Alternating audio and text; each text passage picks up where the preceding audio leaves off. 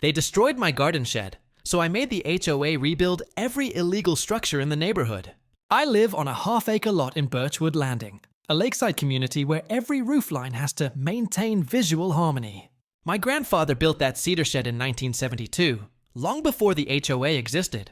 It smelled of old varnish and sawdust, and I stored my fishing gear and tools in there. The morning I found it gone, the air smelled like splintered wood and gasoline. Where the shed had stood was a flattened pile of cedar boards, crushed brass hinges glinting in the sun, and a plastic notice stapled to a stake. Non-compliant structure removed per HOA directive.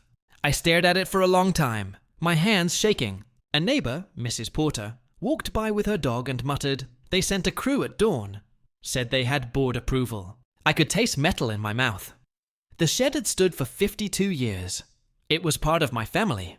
That night, I read every line of Birchwood Landing's covenants, 78 pages printed in gray ink. Then I pulled old county records. The shed was listed on the original 1972 plat, predating the HOA by 22 years. It was legally grandfathered. What wasn't legal, I noticed, were half the structures around the lake.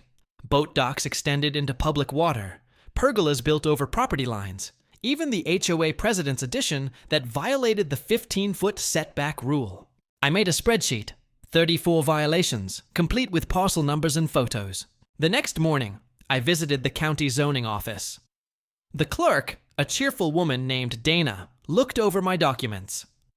"These are solid," she said.